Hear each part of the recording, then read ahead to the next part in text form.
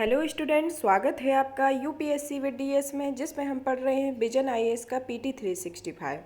यह पॉलिटी का है। इसमें हम अभी तक 6 पार्ट में इसको कवर अप कर चुके हैं। अभी हमारा लास्ट पार्ट होगा जिसमें हम सभी बचे हुए टॉपिक को पूर्णतः कंप्लीट करेंगे। अब इसमें आता है महत्वपूर्ण विधान एवं विधेयक, जिसमें पहला है बहुराज्य सहकारी समिति विधेयक 2022, multi state cooperate society bill 2022 सुर्खियों में क्यों रहा है? हाल ही में लोकसभा में बहुराज्य सहकारी समिति विधेयक 2022 को संसद की एक संयुक्त समिति के पास भेजा है। इससे संबंधित तथ्य क्या क्या है? यह विधेयक बहुराज्य सहकारी समिति अधिनियम 2002 में संशोधन करने के लिए पेश किया गया है। यह संशोधन 97 संविधान संशोधन अधिनियम 2011 को ध्यान में रखते हुए किया जा रहा है। 97वें संविधान संशोधन में संविधान में एक नया भाग 9 भी जोड़ा था। इस विधेयक का उद्देश्य सहकारी समितियों में पारदर्शिता व उत्तरदायित्व को बढ़ाना है, ईज ऑफ डूइंग बिजनेस में सुधार करना और बेहतर वित्तीय अनुशासन को प्रोत्साहन करना है। ये इसके प्रावधान है। अब इसके सिद्धांत क्या है? सहकारिता के क्या क्या सिद्धांत है? स्वायत्तता और स्वतंत्रता, स्वैच्छिक और खुली सदस्यता, समुदाय के लिए चिंता, सहकारी समितियों के बीच सहयोग, शिक्षा प्रशिक्षण और सूचना, लोकतांत्रिक तरीके के सदस्यों पर नियंत्रण और सदस्यों की आर्थिक भागीदारी। यह इसके सहकारिता के टोटल 7 सिद्धांत हैं। अब देखते हैं कि इसमें क्या संशोधन किए गए हैं, जो 2001 के कंपेयर में क्या क्या है। बहुराज्य सहकारी समिति विधेयक 2022 के अंतर्गत कौन कौन से संशोधन किए गए, उनकी विशेषताएं एवं विवरण को देखते हैं। विशेषताएं: सहकारी निर्वाचन प्राधिकरण की स्थापना।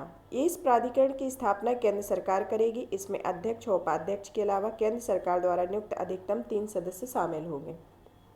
इनके कार्य होंगे ऐसे चुनाव कराना और निर्वाचक नामावलियों की तैयारी का पर्यवेक्षण, निर्देशन और नियंत्रण करना है।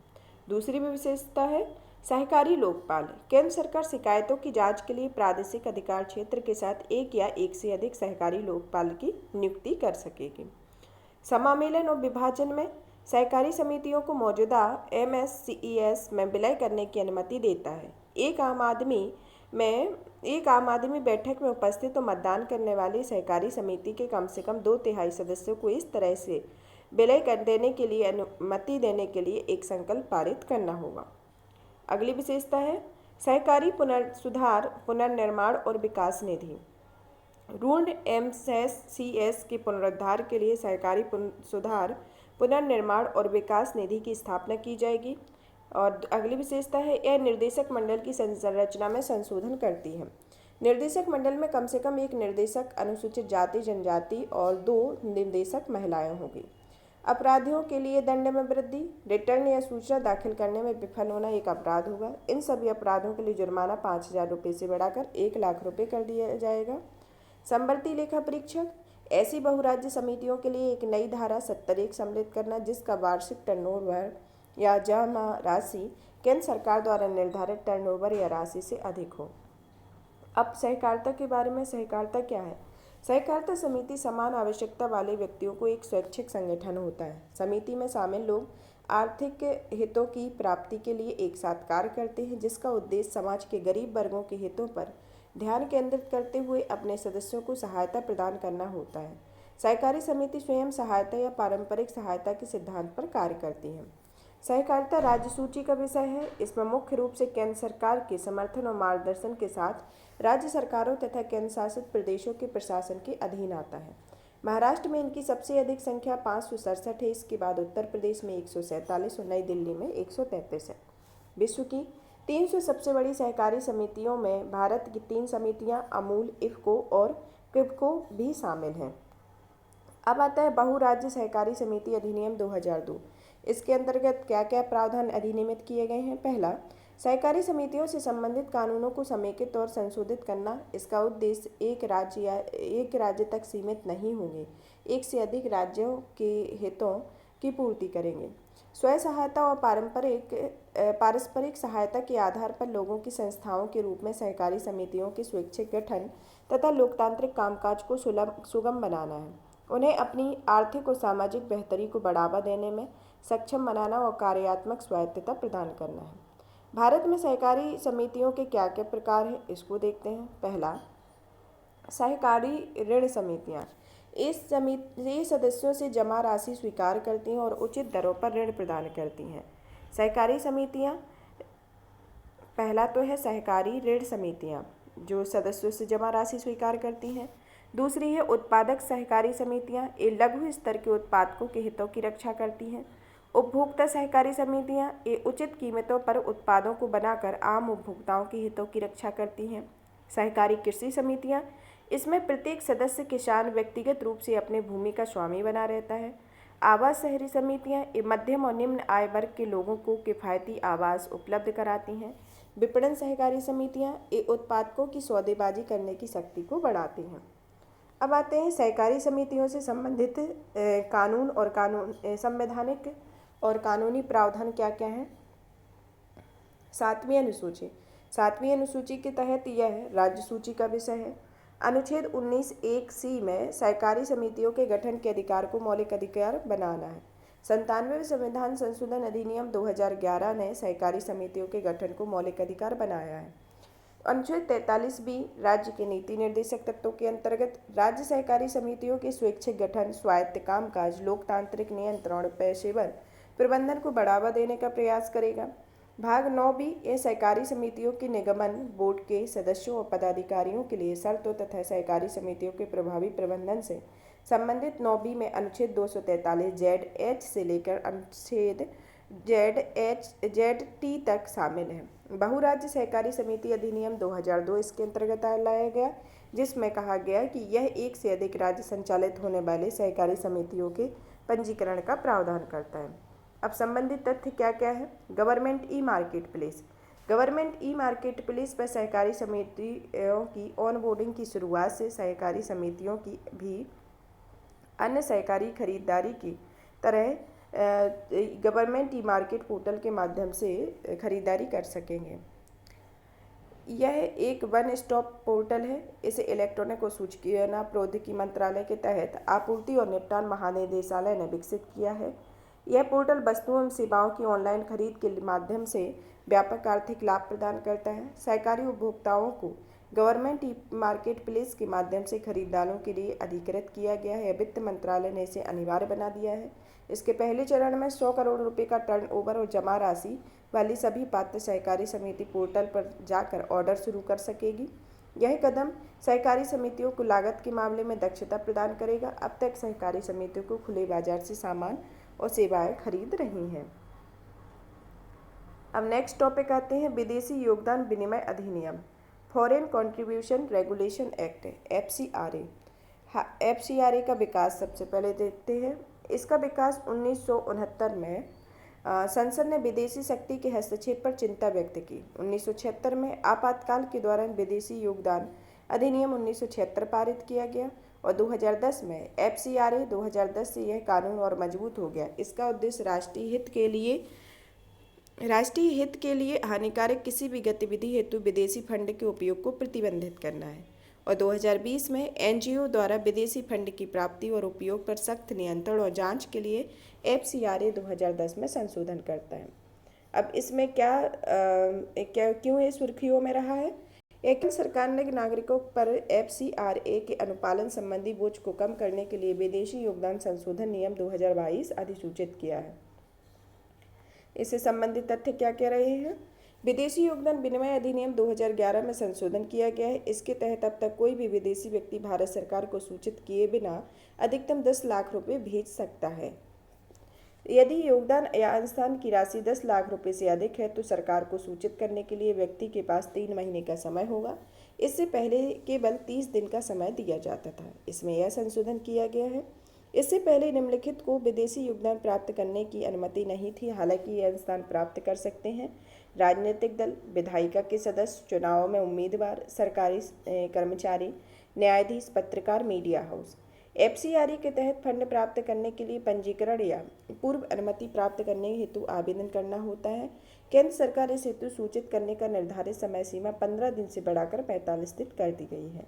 साथ ही एक अलग अधिसूचना में FCRA के तहत कंपाउंडेबल अपराधों की सूची को 7 से बढ़ाकर 12 कर दिया है। कंपाउंडेबल अपराध वे अपराध होते हैं जो शिकायतकर्ता आरोपी के खिलाफ लगाए गए आरोपों को वापस लेने में सहमत होते हैं। अब आता है इसमें गैर सरकारी संगठनों से संबंधित कानून और संवैधानिक प्रावधान क्या क्या है, इससे संबंधित प्रावधान क्या क्या है।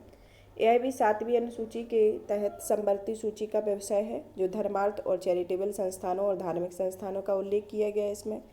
यह अनुच्छेद 19(1)(c) के तहत संघ बनाने के अधिकार की अनुमति देता है। विदेशी अनुसंधान विनिमय अधिनियम FCRA यह एक NGO है। यह अधिनियम भारत में गैर सरकारी संगठनों को मिलाने वाले विदेशी अनुसंधान को नियंत्रित करता है। सोसाइटी पंजीकरण अधिनियम 1860 यह अधिनियम भारत में गैर सरकारी संगठनों के पंजीकरण का प्रावधान करता है। कंपनी अधिनियम 2013 यह अधिनियम कंपनियों सहित भारत के इस अधिनियम की धारा 8 के तहत गैर लाभकारी कंपनियों के गठन और संचालन को नियंत्रित करता है। इसके उद्देश्य एवं प्रावधान क्या क्या है।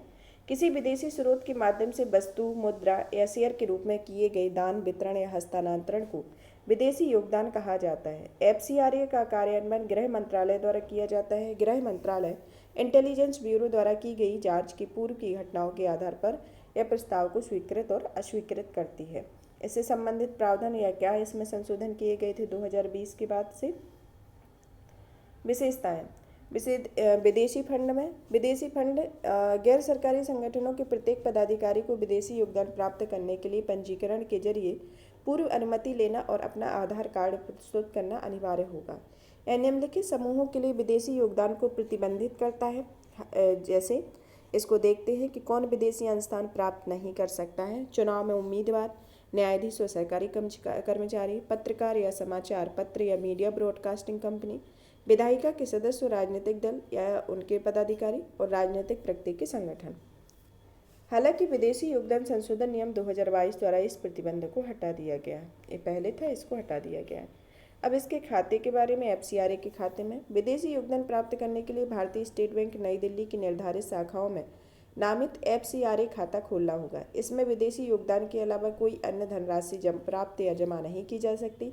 इसे किसी अन्य व्यक्ति या गैर सरकारी संगठन को हस्तांतरित नहीं किया जा सकता है। इसके पंजीकरण की क्या वैधता है, इसके बारे में देखते हैं। पंजीकरण की वैधता 5 वर्ष की होती है तथा यह पंजीकरण समाप्ति की तारीख से 6 महीने के भीतर नवीनीकरण के लिए आवेदन करना होगा। इसका उपयोग फंड का उपयोग किस उद्देश्य के लिए किया जाता है, इसका उसी उद्देश्य पर किया जाना चाहिए जिस उद्देश्य से इसे प्राप्त किया गया है। प्राप्त फंड का अधिकतम 20% प्रशासनिक व्यय के लिए खर्च किया जाता है। वार्षिक रिटर्न दाखिल क्या है करना अनिवार्य है। इसके उल्लंघन के मामले में सरकार जांच के बाद अप्रयुक्त विदेशी योगदान के उपयोग को प्रतिबंधित कर सकती है। अब संबंधित तथ्य कौन कौन से रहे हैं। गैर सरकारी संगठनों का विनिमय। सुप्रीम कोर्ट ने कहा है कि किसी को भी विदेशी अनुदान प्राप्त करने का मौलिक या पूर्ण अधिकार नहीं है। न्यायालय ने विदेशी योगदान अधिनियम 2010 में संशोधन को उचित घोषित किया है। न्यायालय में इससे निम्नलिखित टिप्पणियां कौन कौन सी हैं।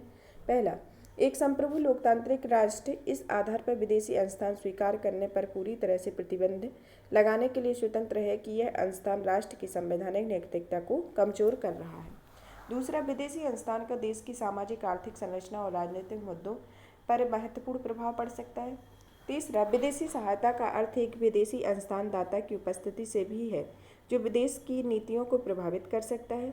चौथा, विदेशी अनुदान राजनीतिक विचारधारा को प्रभावित कर सकता है और इस कारण से न्यूनतम स्तर पर होना चाहिए।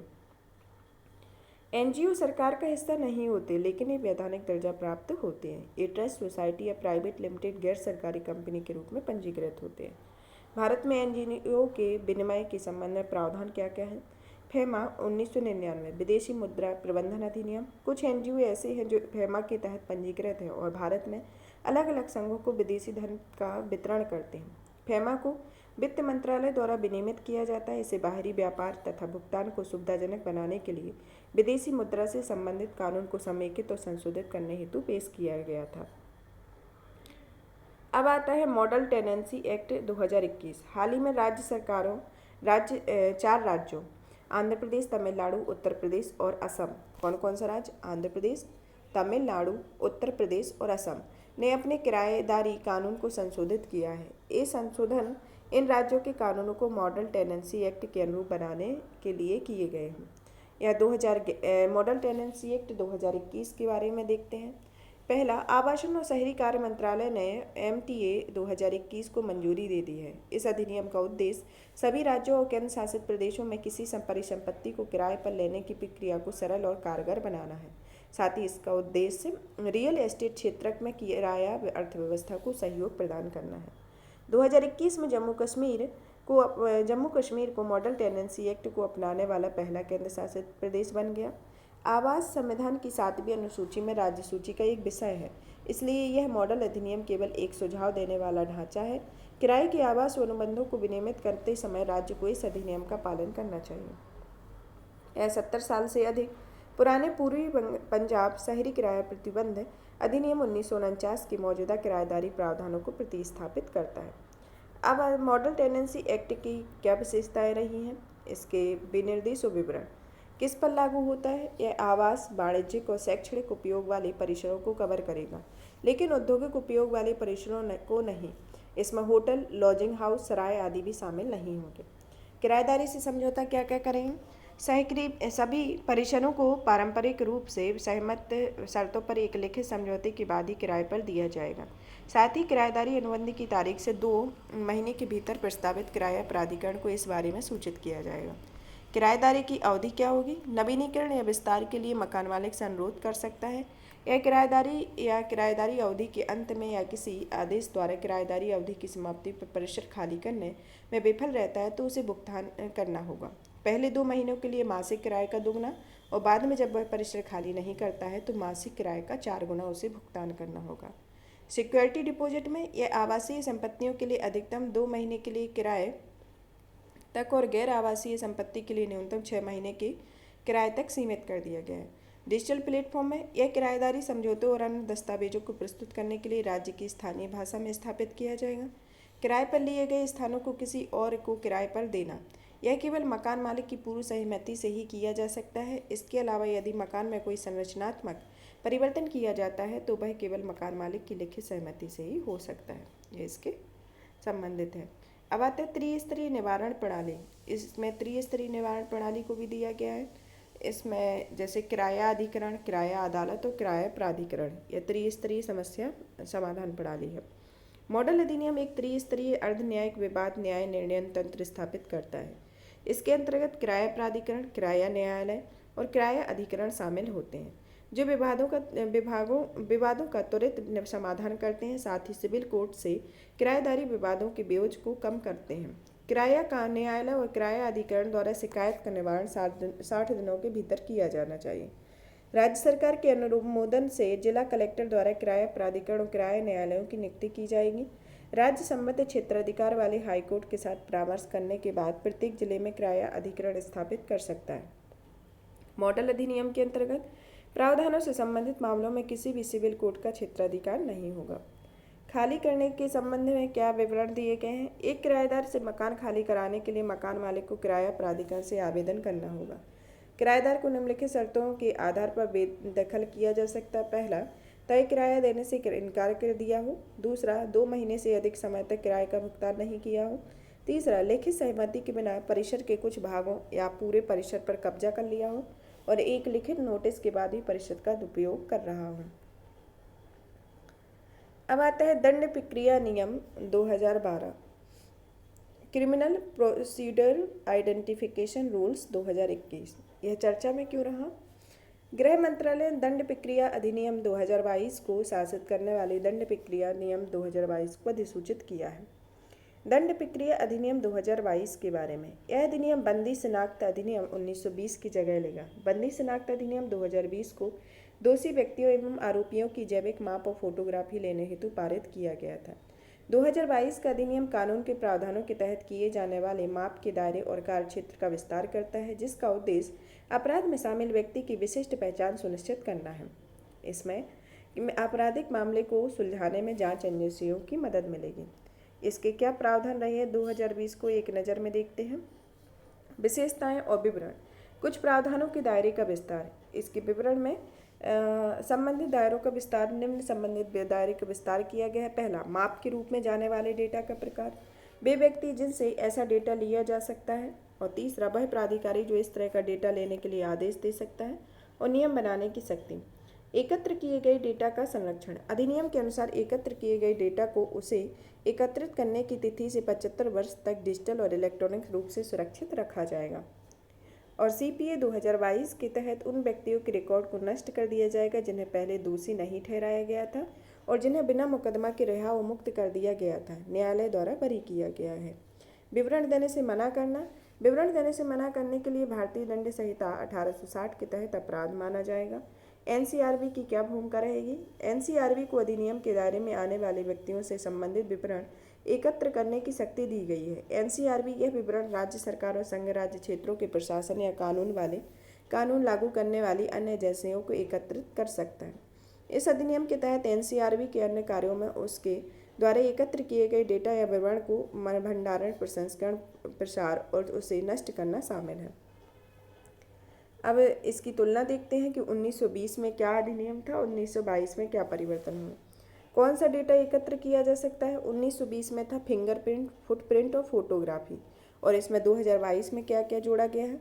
जैविक नमूने और उनका विश्लेषण, आँख की पुतली और रेटिना स्कैन, व्यवहारगत विशेषताएं जैसे कि हस्ताक्षर और लिखावट, दंड प्रक्रिया संहिता की धारा 53-53A के तहत किए जाने वाले परीक्षण, इसमें रक्त, वीर्य, बाल के नमूने, स्वैब और डीएनए प्रोफाइलिंग आदि जैसे विश्लेषण शामिल हैं।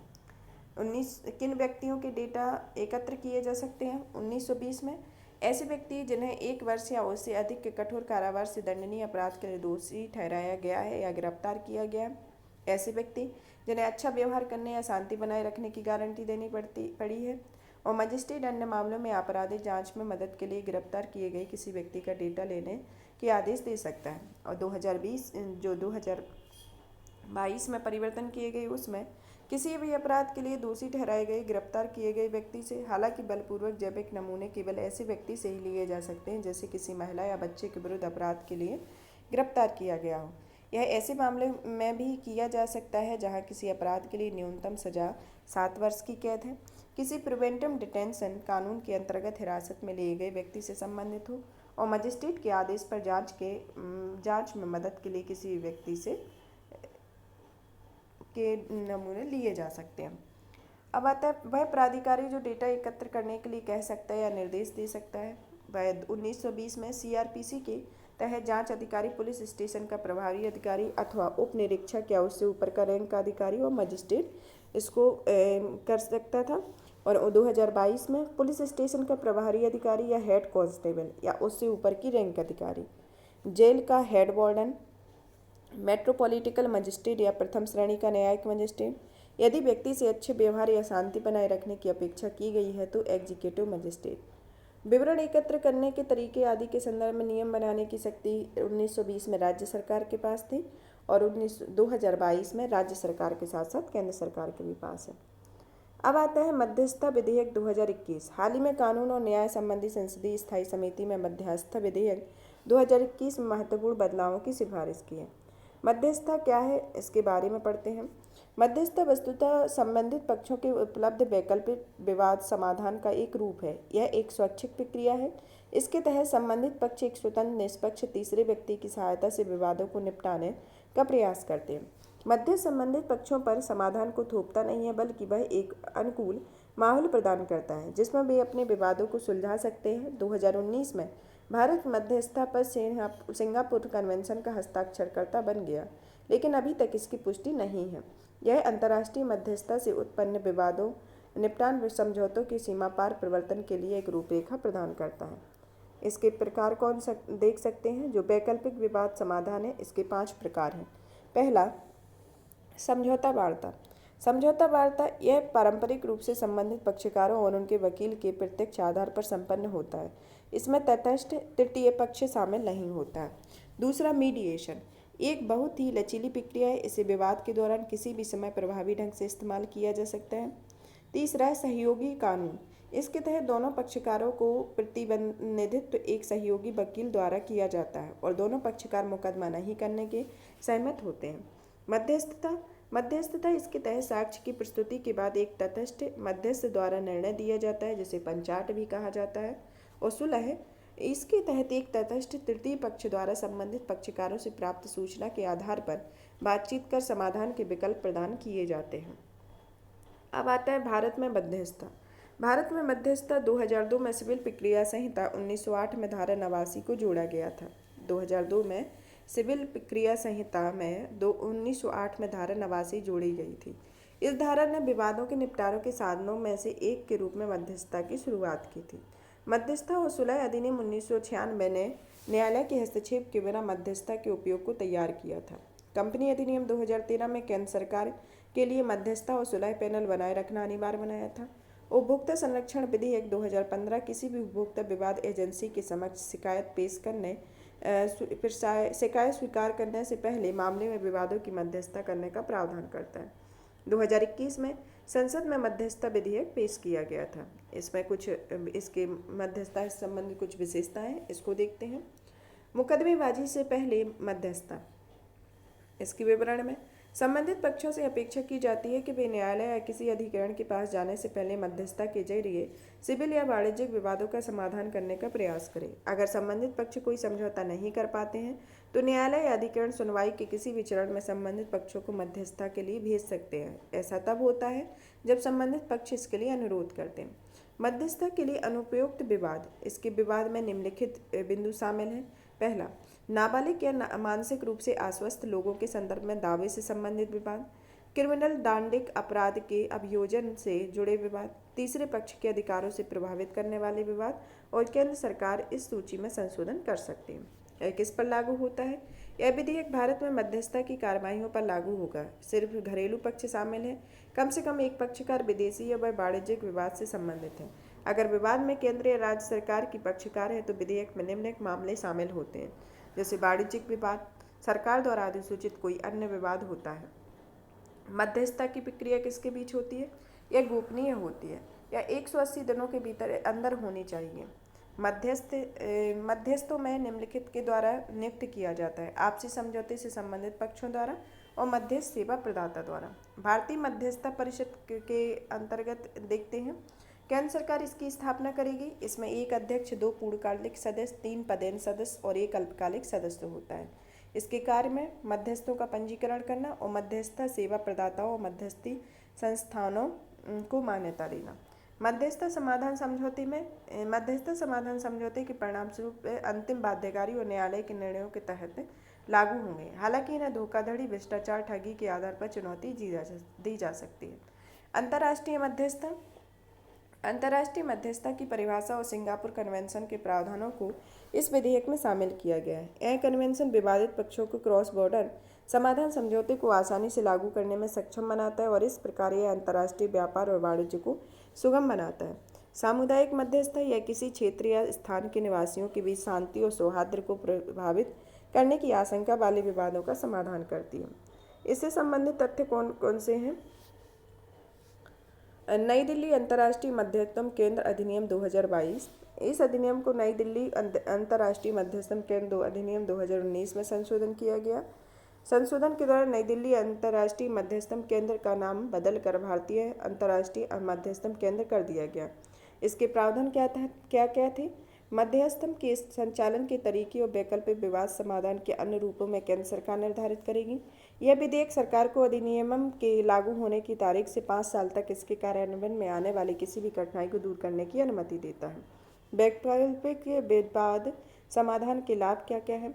कम लागत में विवाद का समाधान किया जा सकता है। समाधान की प्रक्रिया अधिक लचीली होनी चाहिए तथा विवाद समाधान में अधिक गोपनीयता बरती जाती है तथा विवाद की अधिक संभावना रहती है। विवाद समाधान के लिए कई मंच उपलब्ध होते हैं और समाधान के भी कई विकल्प प्राप्त होते हैं इत्यादि। अंतर्राष्ट्रीय मध्यस्थता के बारे में यह इसके माध्यम से अंतर्राष्ट्रीय वाणिज्य को व्यावसायिक विवादों के निपटान का एक साधन है। इसमें विवाद में शामिल पक्ष अदालत जाने के बजाय किसी निजी विवाद समाधान प्रक्रिया का विकल्प चुनते हैं। अंतर्राष्ट्रीय मध्यस्थता का लाभ उठाना वैकल्पिक हो सकता है, लेकिन अनिवार्य मध्यस्थता के प्रावधान के जरिए इसे अनिवार्य भी बनाया जा सकता है। विदेशी मध्यस्थता निर्णय की मान्यता और प्रवर्तन का कन्वेंशन 1958 में न्यूयॉर्क कन्वेंशन तथा द्विपक्षीय निवेश संधियों के माध्यम से मध्यस्थता निर्णयों को अधिक व्यापक और सहज तरीके से लागू किया जा सकता है। अब आता है प्रेस एवं पत्र का पंजीकरण विधेयक। यह सुर्खियों में क्यों रहा है? हाल ही में सरकार ने press and registration of book act 1867 में संशोधन के उद्देश्य से एक विधेयक प्रस्तुत करने का निर्णय लिया है। इस अधिनियम का इतिहास क्या है ये देखते हैं। भारत में प्रेस पर नियंत्रण की शुरुआत सेंसरशिप एक्ट 1799 में हुई थी। इस अधिनियम को लॉर्ड वेलिजली ने भारत पर फ्रांसीसी आक्रमण से पूर्व प्रेस पर अंकुश लगाने के लिए पारित किया गया था। इस अधिनियम को 1818 में लॉर्ड हेस्टिंग के द्वारा वापस ले लिया था। इसके बाद कार्यकारी गवर्नर जनरल जॉन एडम्स द्वारा लाइसेंसिंग विनिमय 1823 को अधिनियमित किया गया था। गवर्नर जनरल मैटकॉफ ने इस अध्यादेश को रद्द कर दिया और इसकी जगह प्रेस अधिनियम 1835 को लागू किया गया। 1857 के लाइसेंसिंग अधिनियम के तहत समाचार पत्रों, मुद्रित सामग्री और सभी प्रकार के पुस्तकों को कानून के दायरे में अधीन ला दिया गया। वर्तमान में प्रचलित प्रेस और पुस्तक रजिस्ट्रीकरण अधिनियम 1867 का उद्देश्य प्रेस की भूमिका गतिविधियों पर अंकुश लगाना था। गौरतलब है कि ब्रिटिश सरकार के अनुसार 1857 के विद्रोह के पीछे प्रेस की महत्वपूर्ण भूमिका थी। ये इसका इतिहास है।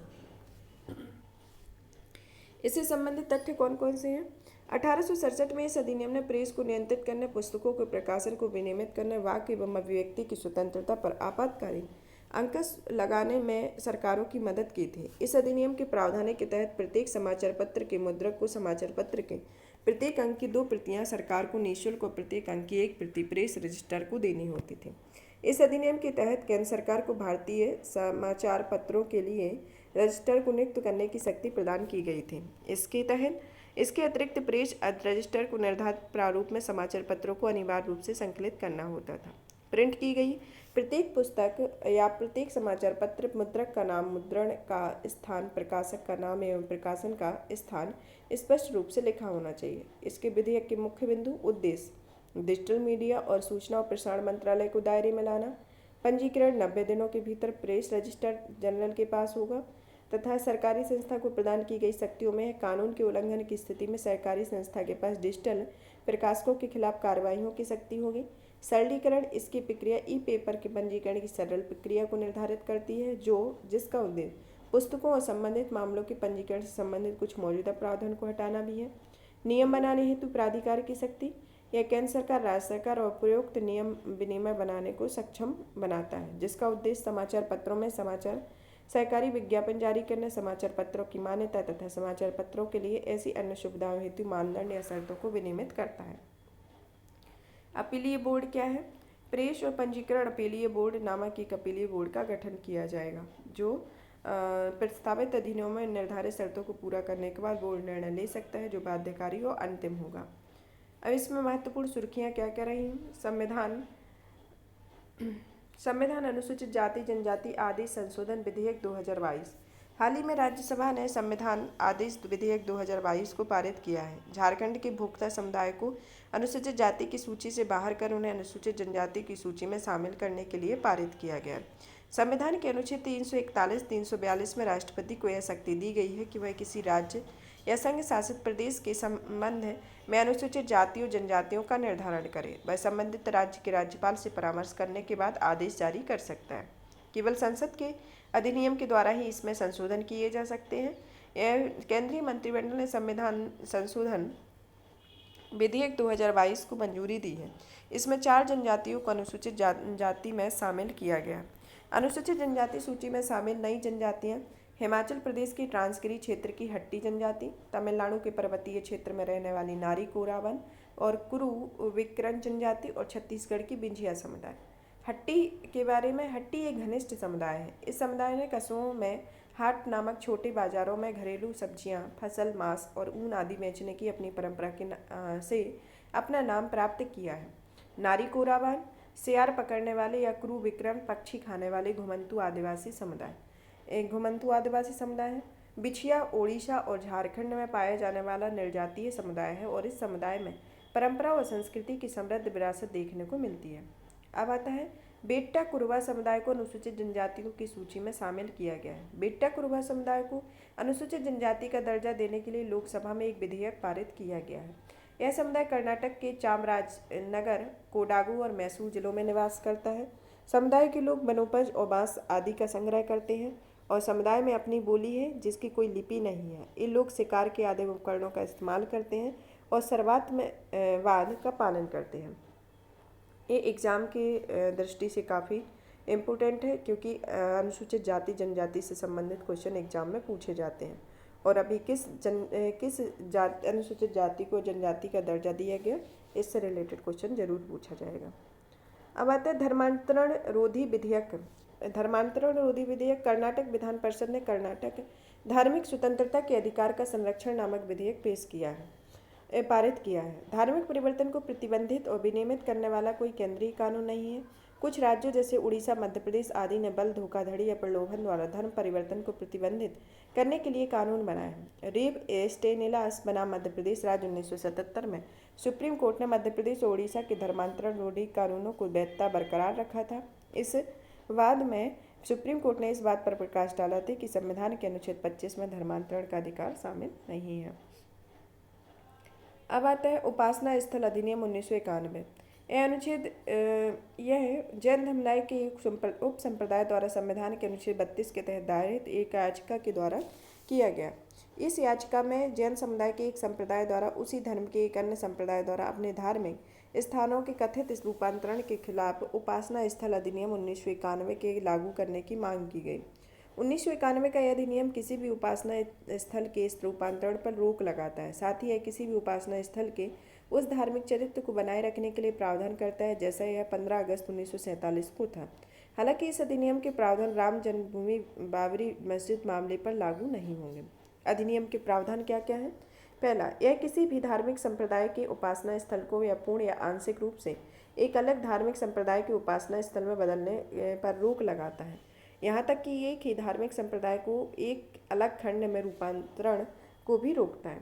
इस अधिनियम के लागू होने पर 15 अगस्त 1947 को विद्यमान किसी भी उपासना स्थल के धार्मिक स्वरूप के परिवर्तन के संबंध में किसी भी अदालत के संबंध में लंबित कोई भी मुकदमा या कानूनी कार्रवाई समाप्त हो जाएगी। साथ ही कोई नया मुकदमा या कानूनी कार्रवाई शुरू नहीं की जाएगी। इस अधिनियम के प्रावधान प्राचीन संस्मारक और पुरातात्विक स्थल अवरोध अधिनियम 1958 के तहत आने वाले प्राचीन और ऐतिहासिक स्मारकों तथा पुरातात्विक स्थलों पर अवशेषों पर लागू नहीं होंगे। अब आता है संविधान के 124वां संशोधन अधिनियम 2019। दिल्ली हाई कोर्ट संविधान के 124वें संविधान संशोधन अधिनियम 2019 को चुनौती देने वाली याचिका पर सुनवाई कर रहा है। इस संबंध में न्यायालय ने केंद्र को अपनी दलीलें दायर करने का निर्देश दिया है। इस संशोधन पर लोकसभा और विधानसभाओं में आंग्ल भारतीय समुदाय के मनोनयन आधारित प्रतिनिधित्व को समाप्त कर दिया गया है। संशोधन ने अनुसूचित जाति जनजाति के सदस्यों के लिए लोकसभा तथा राज्य विधानसभाओं में सीटों के आरक्षण की समाप्ति की समय सीमा को 10 वर्षों के लिए बढ़ा दिया गया है। इससे संबंधित तत्कालीन संवैधानिक प्रावधान क्या क्या है? अनुच्छेद 331 लोकसभा में 2 आंग्ल भारतीयों के लिए मनोनयन का प्रावधान करता है। अनुच्छेद 333 विधानसभाओं के लिए 1 आंग्ल भारतीय समुदायों का प्रावधान करता है। ये लोकसभा में 331 आर्टिकल के तहत और राज्यसभा में 333 आर्टिकल के तहत। परिवार न्यायालय विधेयक 2022 लोकसभा ने हिमाचल प्रदेश और नागालैंड में पहले से स्थापित परिवार न्यायालयों को वैधानिक दर्जा प्रदान करने के लिए एक विधेयक पारित किया है। यह विधेयक परिवार न्यायालय अधिनियम 1984 में संशोधन करता है। इस अधिनियम में परिवार और विवाह से संबंधित विवादों से निपटने के लिए राज्यों द्वारा परिवार न्यायालयों की स्थापना का प्रावधान किया गया है। विभिन्न राज्यों में इस अधिनियम से लागू होने की तारीखों को अधिसूचित करने का अधिकार केंद्र सरकार के पास है। हिमाचल प्रदेश और नागालैंड में इस अधिनियम के तहत अपने राज्यों में परिवार न्यायालय की स्थापना की है। हालांकि केंद्र सरकार ने इन राज्यों के अधिनियम के अनुरूप प्रयोग का विस्तार नहीं किया गया है। ये कहाँ से संबंधित है? हिमाचल प्रदेश और नागालैंड में। बेनामी लेन देन अधिनियम 1988 इसके संबंध में कुछ प्रावधान को रद्द कर दिया है। यह कानून बेनामी लेन देन को प्रतिबंधित करने और बेनामी रूप से रखी गई संपत्ति की वसूली जब्ती के लिए 1988 में पारित किया गया था। हालांकि कानून के कार्यान्वयन के लिए नियम विनिमय प्रक्रिया नहीं बनाई जा सकती हैं, इस कारण से अभी तक अप्रभावी बना हुआ है। बेनामी लेन देन से तात्पर्य ऐसे किसी भी लेन देन से है जिसमें किसी व्यक्ति की संपत्ति का हस्तांतरण किसी अन्य व्यक्ति द्वारा भुगतान किए गए या उपलब्ध कराए गए प्रतिफल के रूप में किया जाता है। बेनामी लेन देन का उपयोग कर से बचने, गोपनीयता बनाए रखने, बेहिसाब धन कही और निवेश करने आदि के लिए किया जाता है ताकि संपत्ति के वास्तविक स्वामित्व को छुपाया जा सके। 2016 के संशोधन में बेनामी लेन देन के दायरे और दंड का विस्तार किया गया था। इसमें बेनामी लेन देन से प्राप्त संपत्ति को जब्त करने का प्रावधान भी जोड़ा था। अब आता है शत्रु संपत्ति। शत्रु संपत्ति केंद्रीय अन्वेषण ब्यूरो ने कथित तौर पर प्रमुख व्यावसायिक भूमि को पट्टे पर देने के लिए शत्रु संपत्तियों का प्रबंधन करने वाली अधिकारियों के खिलाफ प्राथमिकी दर्ज की है। इसके बारे में ऐसे लोगों की संपत्तियां जो भारत पाकिस्तान युद्धों के कारण भारत से पाकिस्तान में जाकर बस गए थे। भारत की रक्षा नियमों के तहत भारत सरकार ने पाकिस्तान की नागरिकता ग्रहण करने वाले लोगों की संपत्तियों और कंपनियों को अपने अधिकार में ले लिया था। ये शत्रु संपत्तियां भारत के लिए शत्रु संपत्ति के संरक्षक के अधीन है। 1962 के भारत चीन युद्ध के बाद चीन को प्रवास कर जाने वाले लोगों की छोड़ी गई संपत्ति के मामले में ही यही प्रावधान किए गए थे। उपयुक्त प्रावधान शत्रु संपत्ति अधिनियम 1968 द्वारा शासित है। इस अधिनियम में 2017 में संशोधन किया गया था। इस संशोधन द्वारा यह उपबंध किया गया है कि शत्रु संपत्ति अभिरक्षण के अधीन बनी रहेगी, भले ही शत्रु या शत्रु विषयक या शत्रु फर्म एक ना रहे हो। ये शत्रु संपत्ति के संबंध में है। अब आता है भारतीय ध्वज संहिता 2002 में क्या संशोधन किए गए हैं उसके बारे में देखते हैं। राष्ट्रीय ध्वज को अब दिन के साथ साथ रात में भी फहराया जा सकेगा, ये अभी संशोधन किया गया है। साथ ही ध्वज को खुले में अथवा किसी आम नागरिक के घर पर भी फहराया जा सकता है। इससे पहले तिरंगे को किसी मौसम में केवल सूर्योदय से सूर्यास्त तक ही फहराया जा सकता था। यह संहिता राष्ट्रीय ध्वज के प्रदर्शन को नियंत्रित करने वाले सभी कानूनों, प्रथाओं, अभिशयों, नियमों और दिशा निर्देशों का संकलन है। यह निजी, सार्वजनिक और सहकारी संस्थाओं द्वारा राष्ट्रीय ध्वज के प्रदर्शन को नियंत्रित करती है। इसके अलावा तिरंगे की कीमत में कटौती करने के लिए FCI 2002 में भी सुधार किए गए हैं। इसमें कीमत के लिए भी इसमें सुधार किए गए हैं। पहला संशोधन, राष्ट्रीय ध्वज के उत्पादन में मशीन निर्मित पॉलिस्टर का उपयोग करने की अनुमति प्रदान करते हैं। इससे पहले केवल हाथ में काते हुए बुने हुए खादी निर्मित ध्वजों को ही अनुमति थी और अभी किसको किया गया है? मशीन निर्मित पॉलिस्टर का उपयोग। FCI तिरंगे में अप्रतिबंधित प्रदर्शन की अनुमति तब तक देता है जब तक ध्वज की प्रतिष्ठा और गरिमा का सम्मान किया जा रहा है। इसके 3 भागों में बांटा गया है। तिरंगे के एक सामान्य विवरण में और सार्वजनिक और निजी निकायों तथा शैक्षणिक संस्थानों द्वारा प्रदर्शन पर नियम, सरकारी और सरकारी निकायों द्वारा प्रदर्शन के नियम। इसमें भारतीय ध्वज संहिता में चेंजेस किए गए हैं। अब आता है भारत की राष्ट्रीय भवन निर्माण संहिता 2016। हाल ही में उपभोक्ता मामले के मंत्रालय ने भारतीय भवन निर्माण संहिता 2016 का उपयोग करने के लिए विद्युत प्रतिष्ठानों में सुरक्षा पर पुस्तिका और गाइडलाइन जारी की है। यह 2016 NBC 2016 एक प्रकार की तकनीकी दस्तावेज है। इसमें भवनों की योजना, डिजाइन, निर्माण एवं परिचालन तथा रखरखाव से संबंधित सभी प्रावधानों को शामिल किया गया है। इस संहिता के प्रावधानों का अनुपालन भवनों से संबंधित सुरक्षा, स्वास्थ्य सुविधा, सुगम्यता और संधारणीय संबंधी आवश्यकता मानक सुनिश्चित करता है। इससे भारतीय मानक ब्यूरो को डिजाइन किया गया है। ये भारतीय राष्ट्रीय भवन निर्माण संहिता के संबंध में कहा गया है।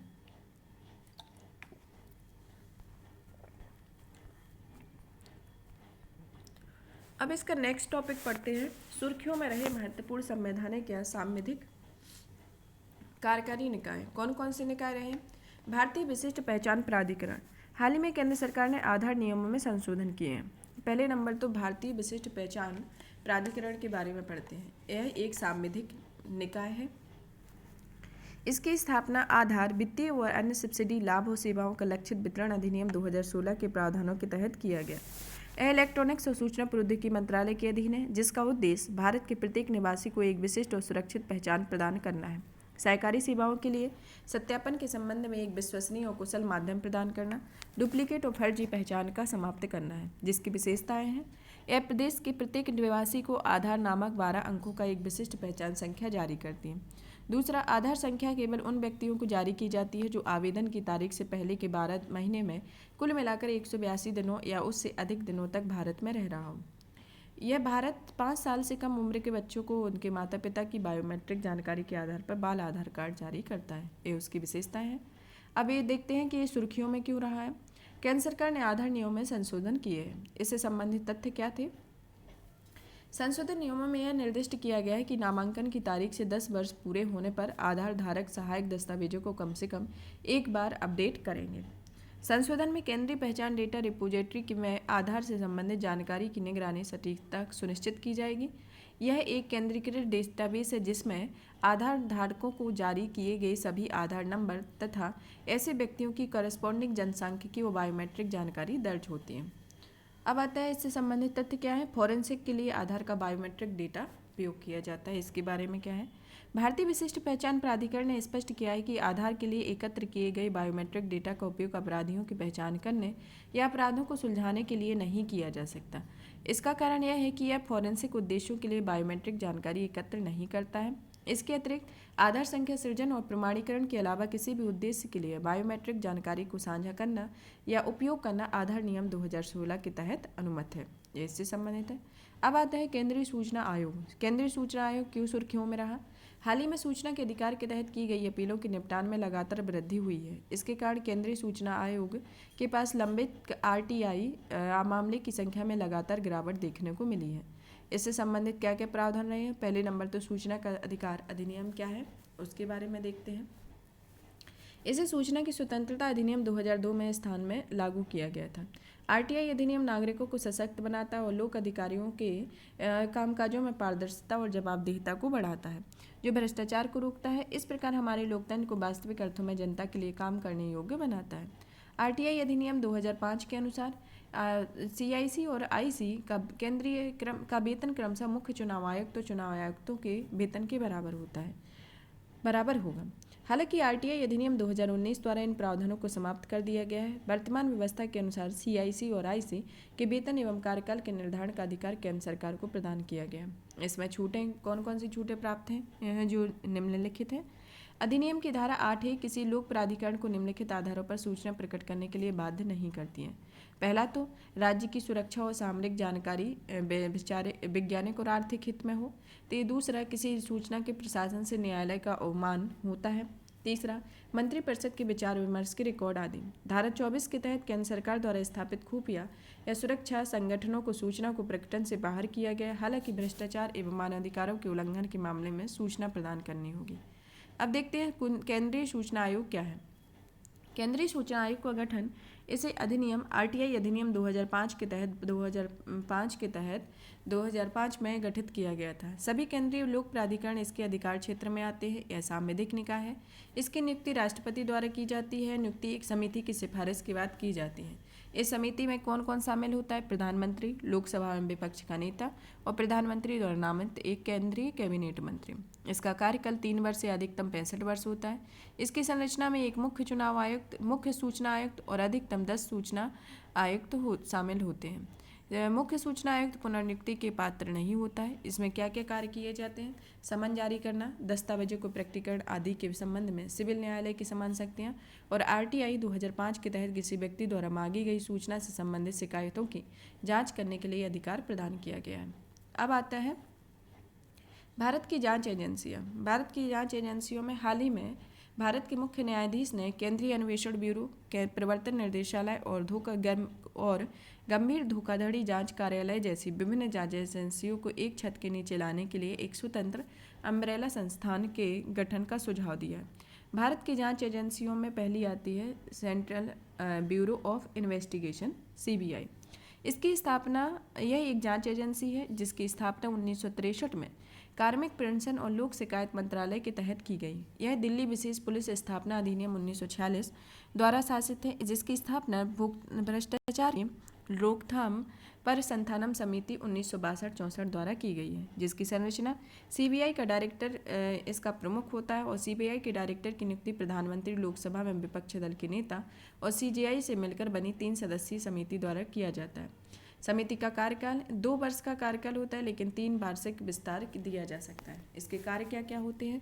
गहन जांच और अभियोजन के लिए सार्वजनिक जीवन में भ्रष्टाचार से निपटना तथा आर्थिक एवं हिंसक अपराधों पर अंकुश लगाना है। साइबर एवं एडवांस प्रौद्योगिकी से संबंधित अपराधों की रोकथाम में सहयोग करना। केंद्रीय सतर्कता आयोग और लोकपाल को सहायता प्रदान करना। यह भारत में नोडल पुलिस एजेंसी है जो इंटरपोल के सदस्य देशों की ओर से जाँच का समन्वय करती है। अब आता है प्रवर्तन निर्देशालय। प्रवर्तन निर्देशालय एक विशेषीकृत वित्तीय जांच एजेंसी है जिसकी स्थापना 1952 में वित्त मंत्रालय के राजस्व विभाग के अधीन की गई है। संरचना में ईडी डायरेक्टर इसका प्रमुख होता है। इसका कार्यकाल 2 वर्ष का होता है, जिसमें 3 वार्षिक विस्तार दिया जा सकता है। इसके कार्य विदेशी मुद्रा प्रबंधन अधिनियम 1999 फेमा, भगोड़ा आर्थिक अपराधी अधिनियम एफईओ 2018 और धन शोधन निवारण अधिनियम एपीएमएलए 2002 के कुछ प्रावधानों को लागू करने के लिए उत्तरदायी है। अब आता है गंभीर धोखाधड़ी जांच कार्यालय। इसकी स्थापना 2003 में कॉरपोरेट कार्य मंत्रालय के अंतर्गत की गई थी। यह सांविधिक निकाय कंपनी अधिनियम 2013 के तहत आता है। इसकी संरचना में इसका डायरेक्टर प्रमुख होता है। इसमें chartered accountant, cost accountant, company secretary, forensic auditor और कानूनी मामलों जैसे विभिन्न क्षेत्रों के विशेषज्ञ शामिल होते हैं।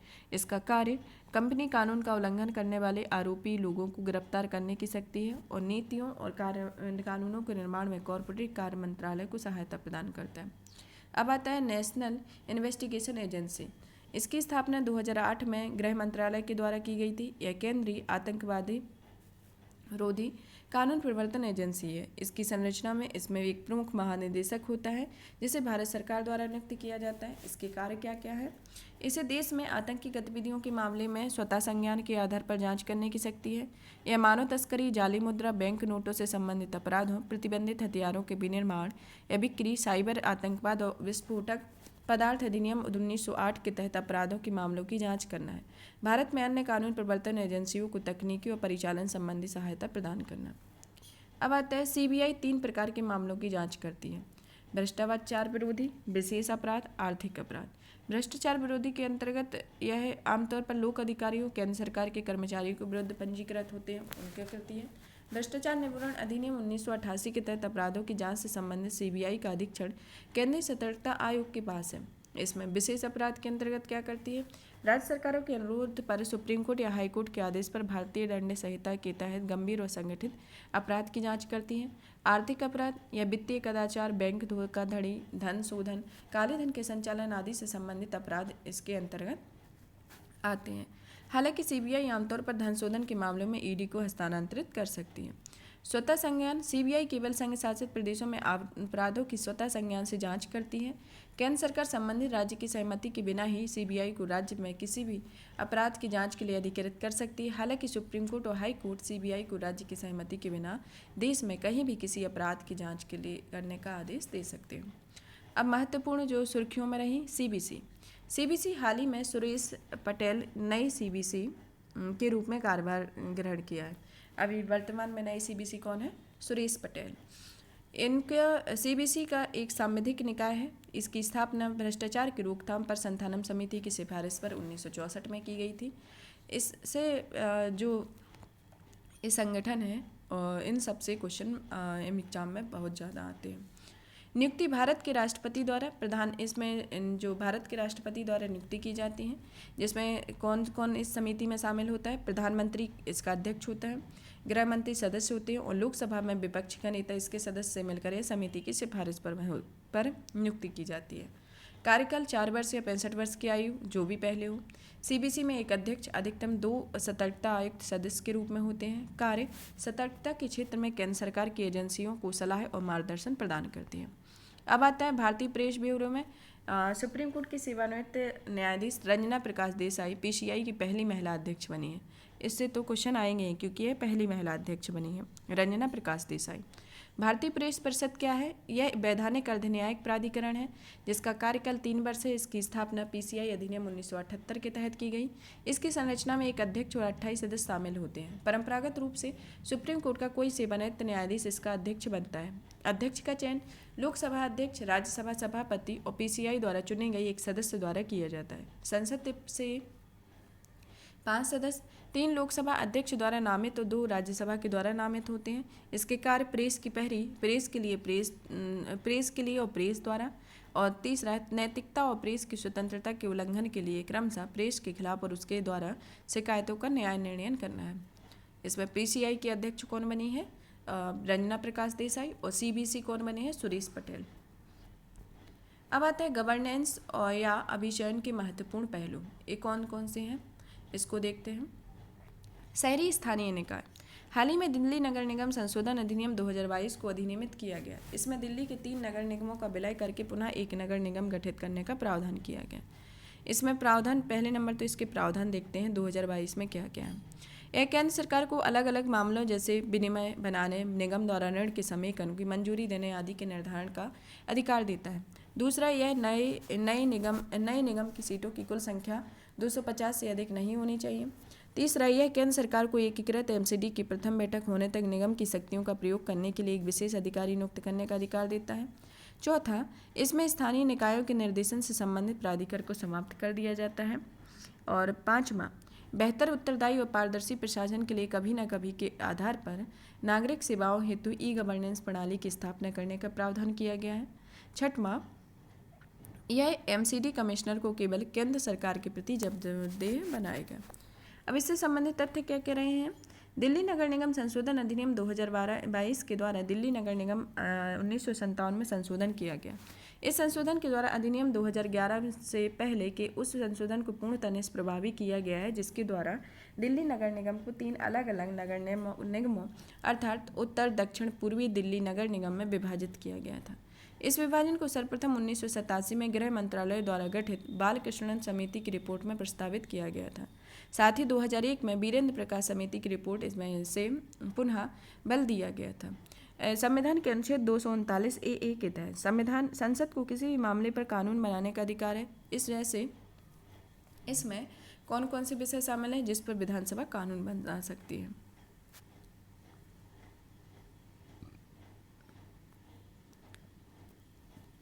नगर निगमों के बारे में। नगर निगम भारत में शहरी स्थानीय स्तर पर संचालित सरकार का एक रूप है जो 10 लाख से अधिक आबादी वाले महानगरों के विकास के लिए कार्य करता है। किसमें? 10 लाख से अधिक आबादी वाले। इसे महानगर, नगरपालिका, नगर निगम, नगर निगम परिषद आदि कहा जाता है। इसकी ऐतिहासिक पृष्ठभूमि क्या है? पहला नगर निगम 1688 में मद्रास में स्थापित किया गया था। इसके बाद 1726 में बॉम्बे और कलकत्ता में इसी तरह के नगर निगमों की स्थापना की गई। भारत में वायसराय लॉर्ड रिपन ने नगर निगमों के निर्वाचन की शुरुआत की, इसलिए इसे भारत में स्थानीय स्वशासन के पिता के रूप में जाना गया। एक सामान्य ढांचा प्रदान करने के लिए स्वशासन की प्रभावी इकाइयों के रूप में कार्य करने हेतु शहरी स्थानीय निकायों को सुदृढ़ करने के लिए 74वें संविधान संशोधन 1992 को अधिनियमित किया गया था। इस अधिनियम के द्वारा संविधान के भाग 9A शामिल किया गया जो नगर निगमों और नगर पालिकाओं के प्रशासन से संबंधित है। इसके बारे में अब आता है, इनके राजस्व के स्रोतों के संबंध में संपत्ति कर, जल कर, पेशेवर, ड्रेनेज टैक्स आदि को राज्य सरकारों से प्राप्त सहायता अनुदान शामिल है। नगर निगमों के सदस्य जनता द्वारा प्रत्यक्ष रूप से चुने जाते हैं। इन सदस्यों के पार्षदों के रूप में जाना जाता है। नगर निगमों के निर्वाचन राज्य निर्वाचन आयोग के मार्गदर्शन, निर्देशन, अधीक्षण और नियंत्रण में आयोजित किए जाते हैं। राज्यों में नगर निगमों की स्थापना संबंधित राज्य विधानसभाओं के अधिनियमों द्वारा, संघ राज्य क्षेत्रों में भारत की संसद के अधिनियमों द्वारा की जाती है। अब आता है स्थानीय सुशासन की संस्थानों की लेखा परीक्षा। अब पहले नंबर तो कैग के बारे में पढ़ते हैं। कैग क्या है? कैग को संविधान के अनुच्छेद 148 के तहत एक संवैधानिक निकाय है जिसकी नियुक्ति राष्ट्रपति द्वारा की जाती है। इनका कार्यकाल 6 वर्ष या 65 वर्ष जो भी पहले होता है। सेवा शर्तें सुप्रीम कोर्ट के वर्तमान न्यायाधीश के समान होती हैं। कार्य: कैग संघ और राज्य द्वारा विधानसभाओं वाले केंद्र शासित प्रदेशों की लेखाओं का लेखा परीक्षा करता है। वह ऐसे प्राधिकरणों या निकायों को लेखा परीक्षाओं की भी लेखा परीक्षा करता है जिसकी पर संविधान, संसद के कानून लागू होते हैं या केंद्र या राज्यों के राजस्व से वित्त पोषित होते हैं। अब आता है कैग सुर्खियों में क्यों रहा है? कैग जिला स्तर पर अपनी उपस्थिति का विस्तार करने की योजना बना रहा है। इसके पीछे उद्देश्य त्रिस्तरीय पंचायती राज संस्थानों की लेखा परीक्षा व्यवस्था का नियंत्रण स्थापित करना है। इससे संबंधित तथ्य क्या है? वर्तमान में कैग की कार्यालय राज्य की राजधानियों में स्थित है। कैग का महालेखाकार कार्यालय राज्य सरकार की लेखाओं को लेखा के परीक्षण के लिए जिम्मेदार है। सरकारी विभाग संचित निधि से धन प्राप्त करते हैं, जबकि पीआरआई बैंक या राजकोष ट्रेजरी में बनाए गए अलग खातों से धन प्राप्त करते हैं। प्राप्त जानकारी के अनुसार कैग ने अब सभी सरकारी खर्चों की निगरानी के लिए अपने संवैधानिक अधिकारी उपयोग का फैसला किया है, भले ही व्ययों के लिए धन संचित से राजकोष से निकाला जाए। पीआरआई नियंत्रक महालेखा परीक्षक की कर्तव्य शक्तियां और सेवा के अधिनियम 1971 के तहत लेखा परीक्षक के दायरे में आते हैं।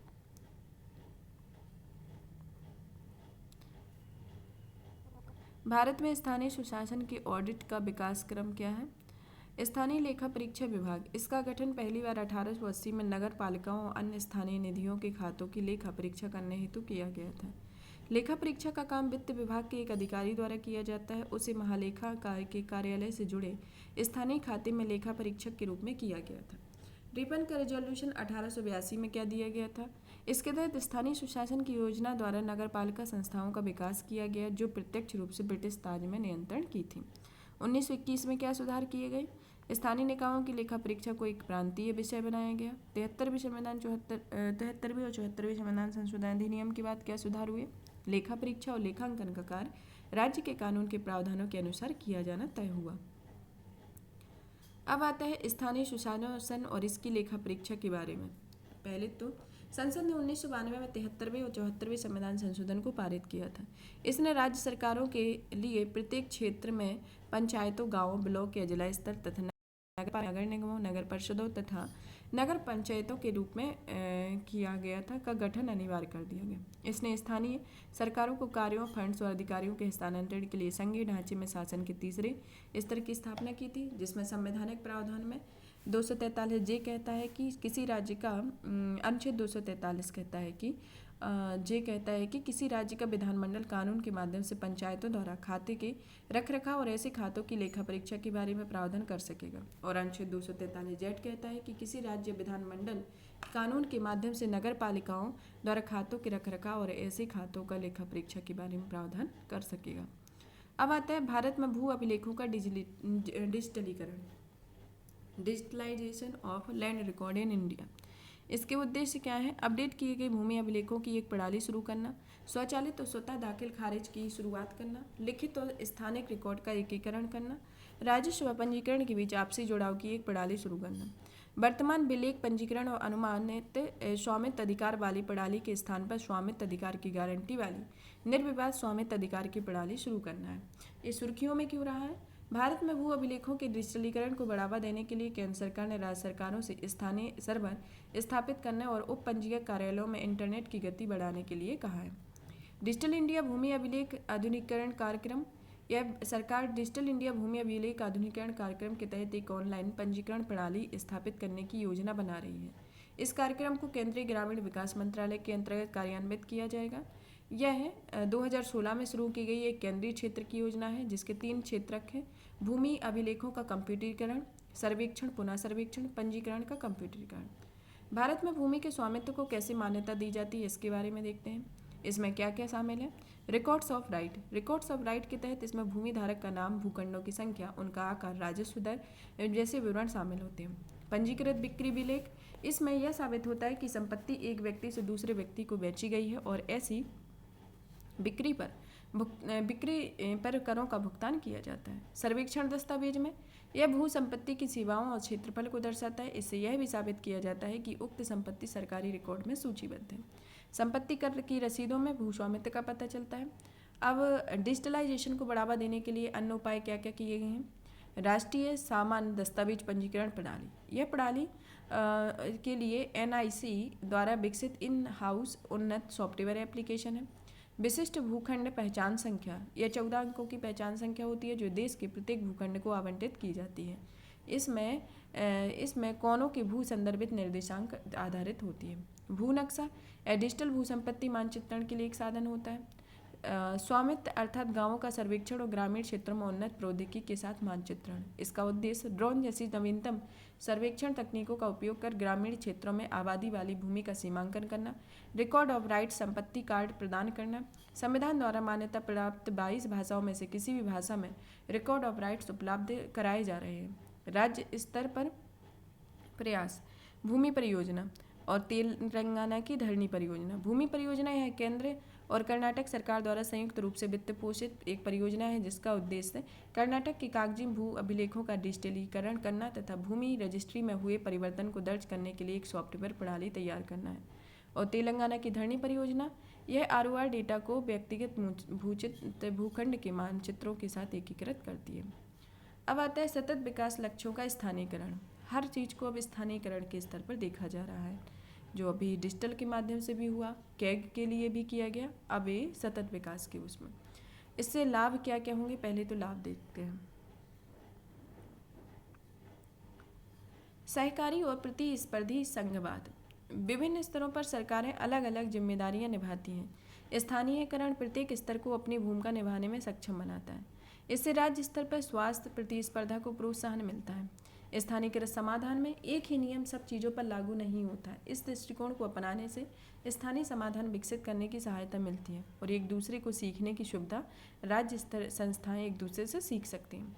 अब सरकार की क्षमता में सुधार के लिए सरकार के सभी स्तर को अपनी क्षमताओं को सुधारने का अवसर मिलता है। उदाहरण के लिए सांख्यिकी क्षमता। अब आते हैं सुर्खियों में क्यों रहा है। पंचायती राज मंत्रालय ने संयुक्त राष्ट्र विकास कार्यक्रम के साथ सतत विकास लक्ष्यों के स्थानीयकरण पर एक समझौता ज्ञापन पर हस्ताक्षर किए हैं। यह सतत विकास लक्ष्यों और उनके स्थानीयकरण के बारे में है। 17 विकास लक्ष्यों का एक समुच्चय है। ये लक्ष्य गरीबी उन्मूलन, असमानता और अन्याय के विरुद्ध संघर्ष तथा 2030 तक जलवायु परिवर्तन से निपटने से संबंधित है। सतत विकास लक्ष्य को 2015 में संयुक्त राष्ट्र सतत विकास सम्मेलन द्वारा अपनाया गया था। इसमें स्थानीय एसडीजी का स्थानीयकरण एसडीजी की प्राप्ति में उपराष्ट्रीय संदर्भों को ध्यान में रखते की प्रक्रिया को संदर्भित करता है। इसमें क्या क्या शामिल है। स्थानीय विकास नीति के लिए एक ढांचा प्रदान करने के लिए उपयोग किया जाएगा। यह पहचान करना कि स्थानीय और क्षेत्रीय सरकारों की बॉटम अप कार्यवाहियाँ का सतत विकास की प्राप्ति में समर्थन कैसे कर सकती हैं। अब आता है सतत विकास के स्थानीयकरण के लिए प्रयास क्या क्या किए गए हैं। भारत में सतत विकास के लिए कार्यान्वयन हेतु समग्र समन्वय national institute for transforming India या नीति आयोग द्वारा किया जाता है, जिसके 2 अधिदेश हैं। देश में एसडीजी के अधिकरण तथा निगरानी का निरीक्षण करना, राज्यों या संघ शासित के बीच प्रतिस्पर्धी और सहकारी संघवाद को बढ़ावा देना है। इसके लिए नीति आयोग ने 2018 में वार्षिक एसडीजी इंडिया इंडेक्स का शुभारंभ किया है। एसडीजी और एसडीजी के स्थानीयकरण पर 8 चरणों के माध्यम से राज्यों और संघ शासित प्रदेशों की निगरानी करता है। इससे संबंधित तथ्य क्या रहे हैं। पंचायती राज मंत्रालय ने सतत विकास लक्ष्यों के स्थानीयकरण के लिए समझौता ज्ञापन पर हस्ताक्षर किया है। इसमें पहला, गुजरात के आनंद स्थित ग्रामीण प्रबंधन संस्थान के साथ समझौता ज्ञापन पर हस्ताक्षर किए गए, जिसका उद्देश्य पंचायती राज संस्थानों के माध्यम से सतत विकास के स्थानीयकरण के लिए ग्राम पंचायत विकास योजना में सहयोग करना है। दूसरा, पंचायती राज मंत्रालय के माध्यम से पहचाने गए उन सतत विकास के संबंध में कार्यवाही कर रहा है जिनमें संबंधित एसडीजी को प्राप्त करने के लिए अलग अलग योजनाओं को संबंधित करके भागीदारीपूर्ण नियोजन शामिल करना है। जीपीडीपी प्रक्रिया का उद्देश्य ग्रामीण पंचायतों को संवैधानिक लक्ष्यों को पूरा करना है और इसमें शामिल आर्थिक विकास प्राप्त करना और जमीनी स्तर पर सामाजिक न्याय को सुनिश्चित कराना है। यह पंचायतों से संबंधित प्रावधान किए गए हैं कि इनका किस तरीके से उपयोग होगा।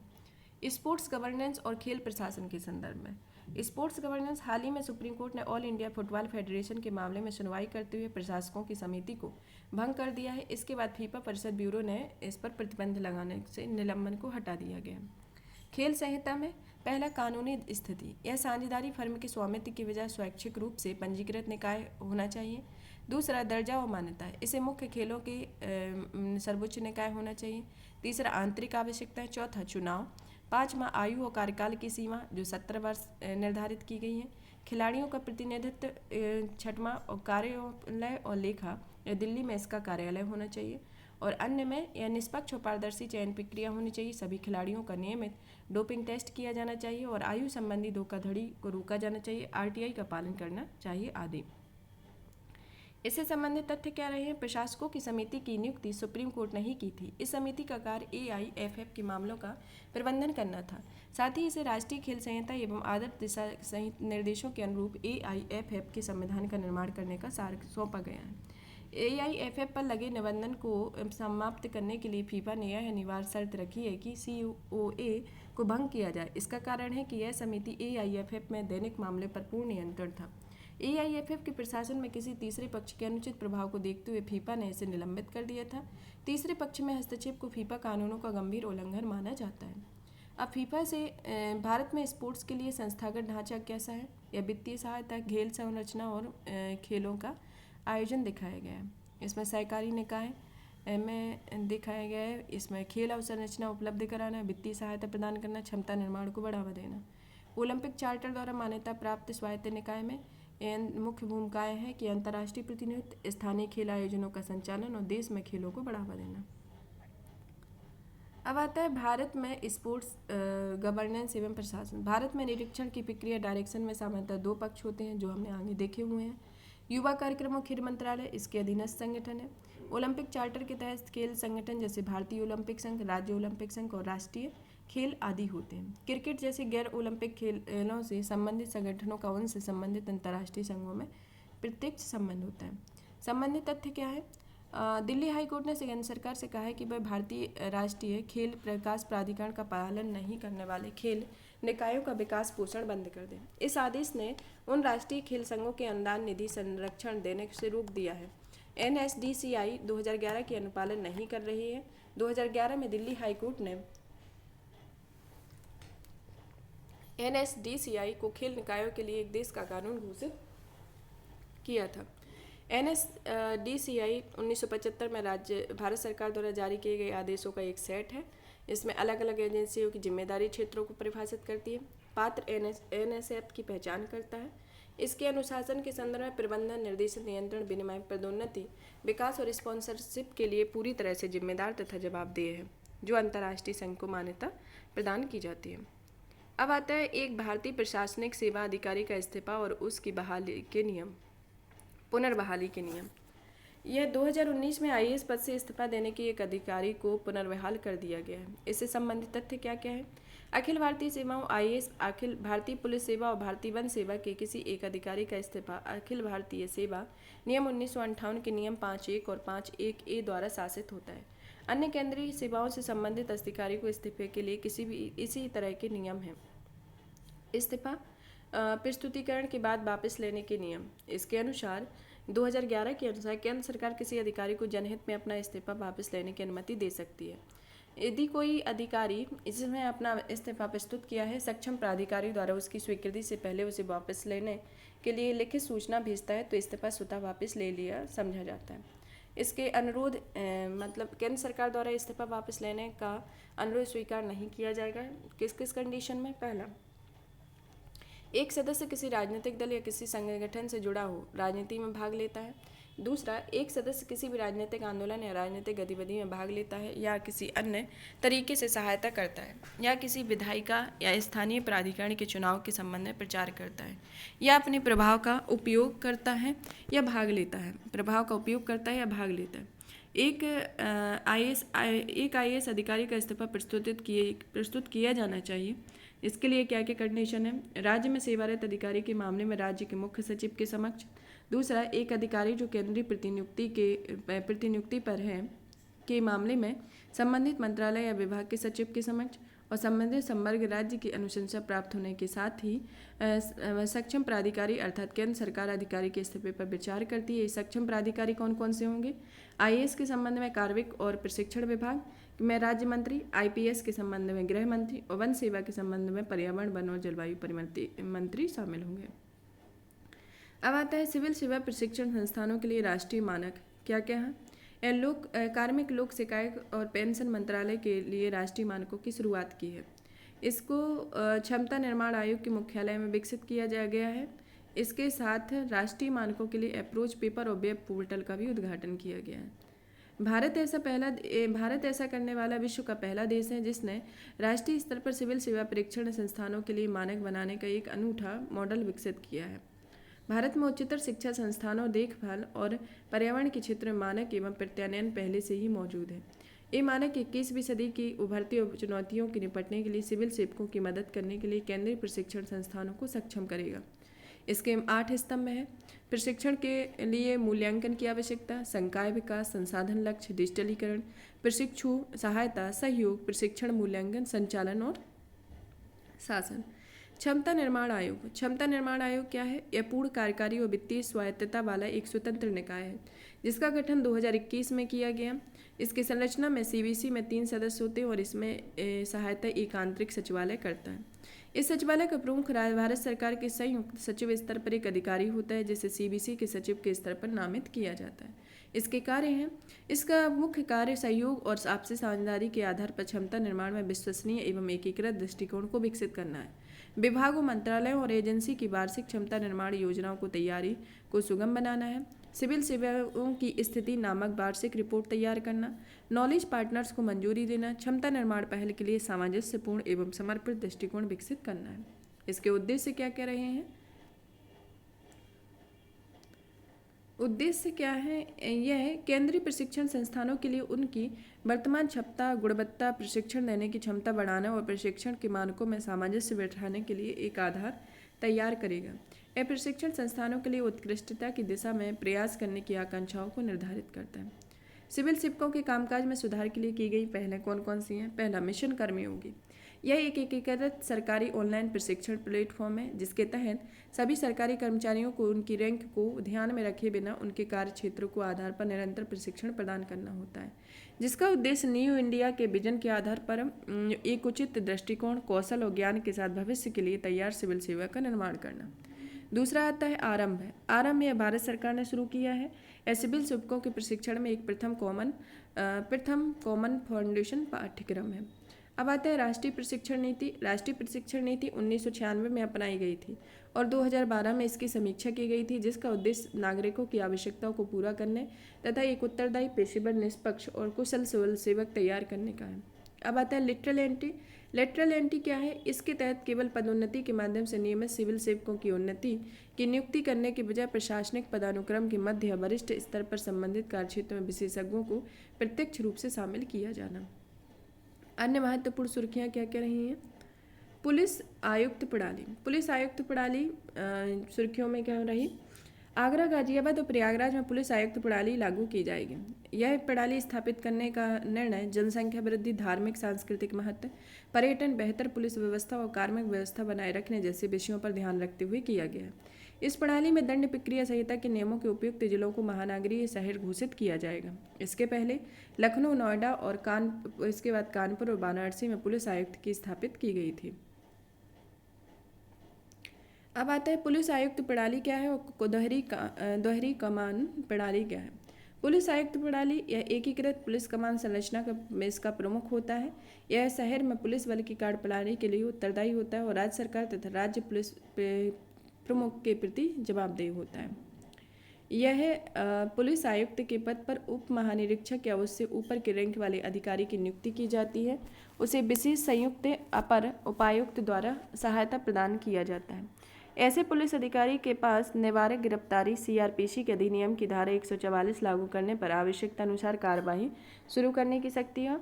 और इसी तरह इस प्रणाली में मतलब दोहरी कमान प्रणाली के अंतर्गत या जिले में जिला मजिस्ट्रेट और पुलिस अधीक्षक की शक्तियों और जिम्मेदारी को साझा करते हैं। या डीएम को गिरफ्तारी वारंट व लाइसेंस जारी करने का कार्य सौंपा जाता है, जबकि एसपी के पास अपराध की जांच करने और गिरफ्तारी करने की शक्तियों की जिम्मेदारी होती है।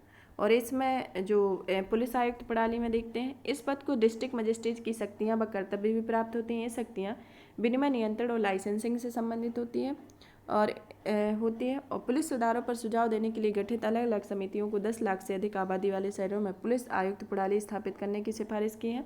और इसमें दोहरी कमान प्रणाली में इस कम व्यवस्था को शक्तियों के केंद्रीकरण को कम करने और जिला स्तर पर पुलिस को डीएम के प्रति अधिक जवाबदेह बनाने के लिए स्थापित किया गया है। अब आता है प्रोबेबिलिटी पोर्टल। प्रोबेबिलिटी पोर्टल क्या है? एक कार्मिक और प्रशिक्षण विभाग ने एक नया पुनर्निर्मित प्रोबेबिलिटी पोर्टल लॉन्च किया है। इसका आशय ईमानदारी, सत्यनिष्ठा, शुचिता, पारदर्शिता और सच्चरित्रता जैसे मजबूत नैतिक सिद्धांतों को अपनाने और उनका सख्ती से पालन करने से है। यह 2017 में लॉन्च किया गया था, जिसका उद्देश्य सभी मंत्रालयों, विभागों, स्वायत्त संगठनों, स्थानीय सार्वजनिक क्षेत्र के बैंकों में निम्नलिखित संबंध में डेटा प्राप्त करना है। अभियोजन की मंजूरी के लिए लंबित मामलों की संख्या, रोटेशनल स्थानांतरण नीति का क्रियान्वयन, दंडात्मक अनुशासनात्मक कार्यवाही की संख्या, ये इसके प्रमुख विषय है। इसका पोर्टल एक नया रूप दिया गया है। इसका में उपयोगकर्ता के अनुभव को और बेहतर बनाने के लिए अनेक नई विशेषताओं को जोड़ा गया है। अब आता है मेघालय उद्यम स्थापत्य परियोजना। यह परियोजना हाल ही में मेघहुई की ई प्रस्ताव प्रणाली ने संयुक्त राष्ट्र पुरस्कार world summit on the information society forum 2022 पारित किया है। मेघही परियोजना का उद्देश्य डिजिटल प्रौद्योगिकियों की शक्ति का उपयोग करने वाले लोगों के लिए सेवा वितरण और अभिशासन में सुधार करना है। यह इलेक्ट्रॉनिक और सूचना प्रौद्योगिकी मंत्रालय द्वारा तथा मेघालय सरकार से संयुक्त रूप से लॉन्च की गई है। इसका लक्ष्य 2030 तक मेघालय को एक उच्च आय वाला राज्य बनाना है। यह अपनी तरह की पहली परियोजना है जो भारत के राष्ट्रीय उद्यम स्थापत्य फ्रेमवर्क पर आधारित है। इसके क्या 6 स्तंभ हैं? मेघई के 6 स्तंभ हैं। पहला, गवर्नेंस, मानव संसाधन, उद्यमशीलता, प्राथमिक क्षेत्र, अवसंरचना और पर्यावरण।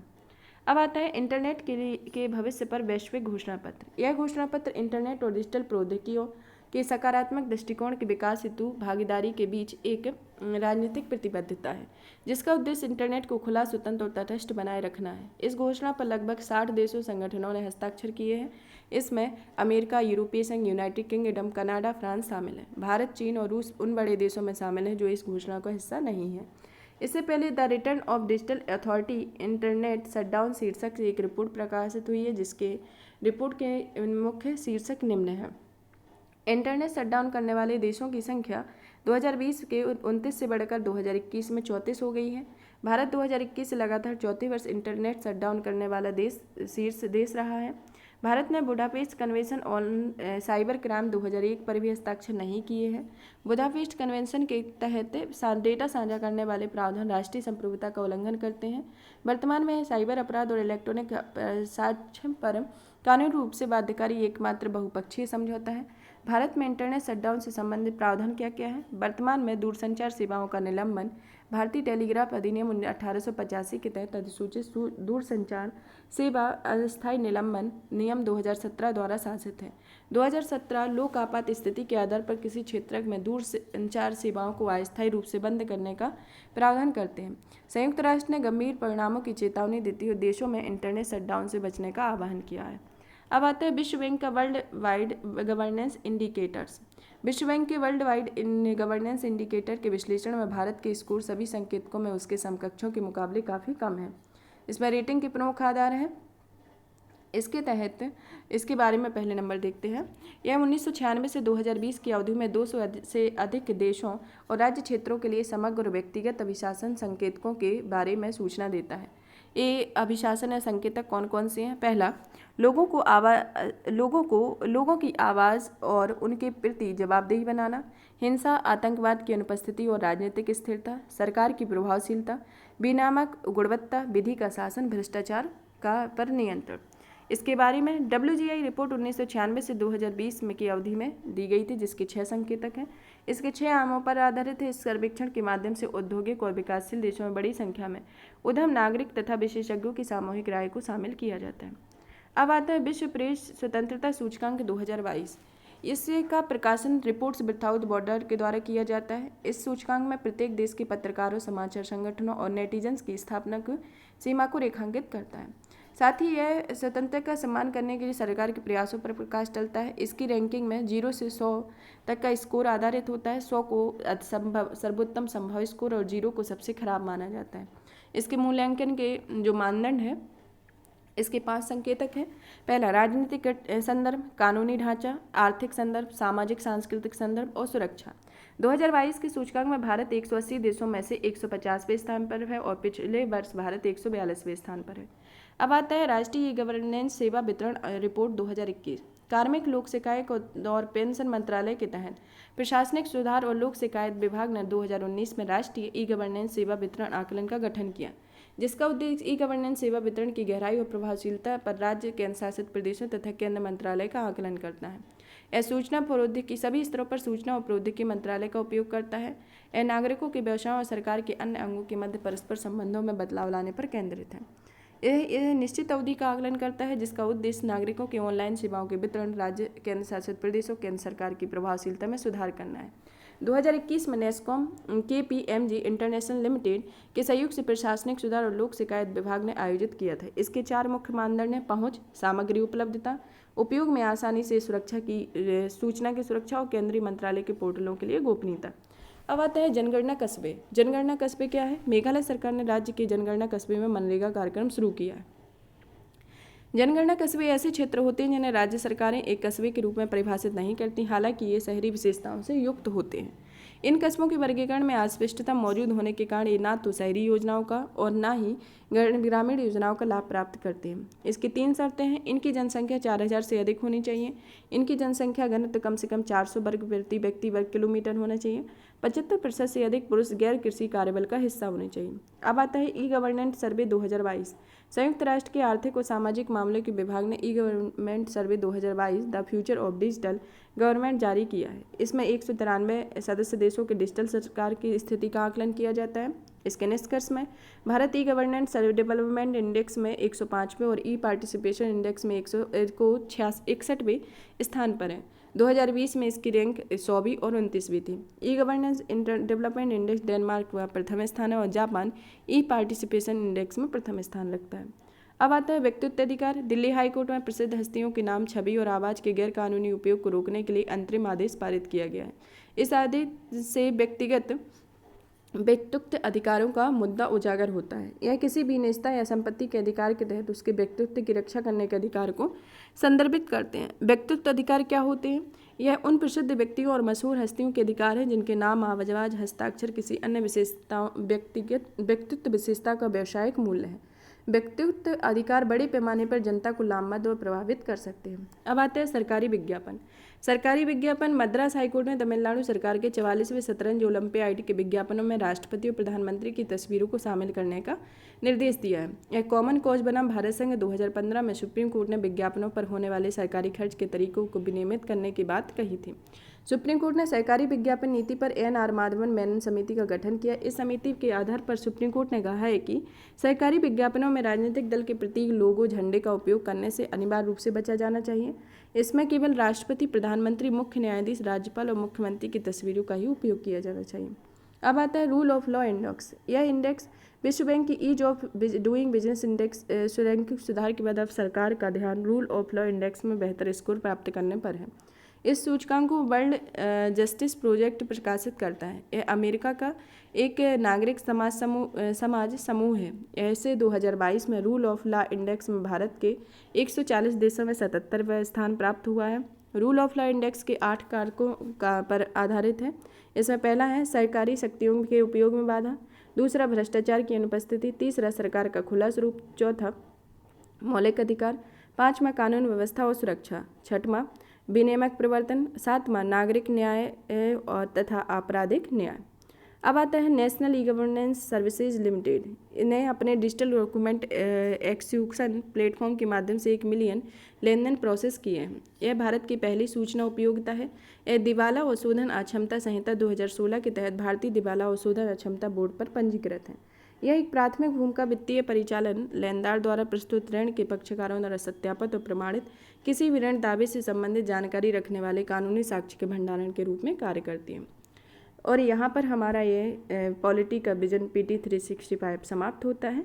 यह इसका पार्ट 7 है, जो इसको लास्ट अंतिम पार्ट है। और भी इसी तरीके के वीडियो को देखने के लिए चैनल को लाइक करें, सब्सक्राइब करें, शेयर करें और